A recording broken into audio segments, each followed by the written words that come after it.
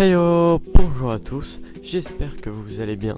Et au programme d'aujourd'hui, un nouvel avis rapide. Aujourd'hui, l'avis rapide est sur un de mes animés préférés, clairement dans mon top 3, Beastars.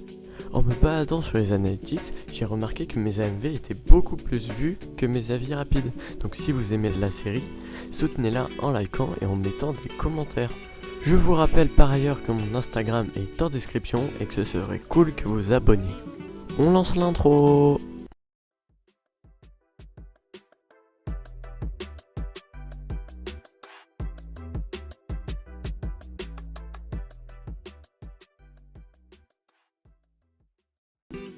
Donc aujourd'hui on parle de Beastars.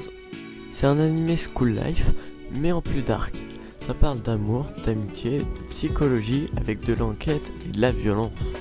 Il y a actuellement 2 saisons et aucune confirmation de saison 3 malheureusement. Et c'est l'heure du résumé. L'histoire se passe à l'institut Cherrytown. Herbivores et carnivores vivent dans une harmonie orchestrée en détail. La consommation de viande est strictement interdite et les dortoirs sont séparés en fonction des régimes alimentaires.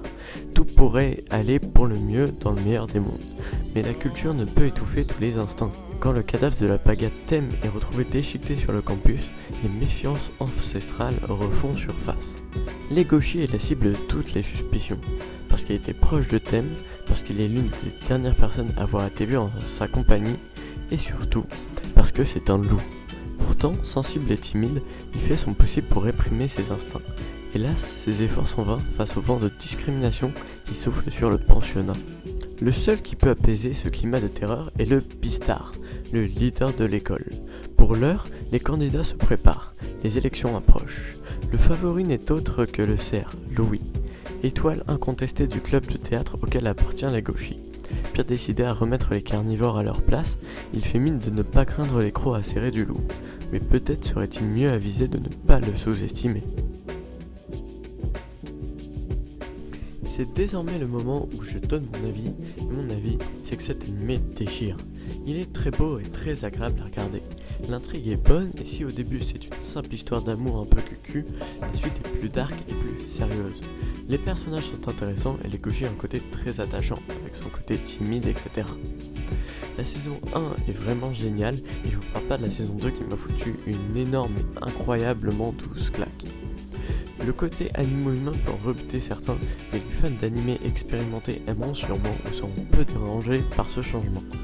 Il ne faut pas confondre avec des furies, car là ce sont réellement des animaux bipèdes. Les animaux prennent la place des humains, mais ne sont pas des mélanges d'humains-animaux, ce qui est plus agréable pour les gens qui n'aiment pas les furies. L'anime remet en question la société et fait beaucoup réfléchir. Une espèce de fable bien plus sérieuse. Mais il ne faut pas croire que c'est que du sérieux et des questions. C'est aussi beaucoup de moments drôles, de moments d'amour, et je vous conseille vraiment de regarder cet animé. Désormais, je pense avoir fait le tour. Donc si vous avez des questions ou des suggestions pour les prochains épisodes, dites-le moi en commentaire. Si vous avez aimé la vidéo, abonnez-vous et likez, ça fait plaisir. Je vous rappelle encore que mon Insta est en description et que ça me ferait plaisir de voir vos avis.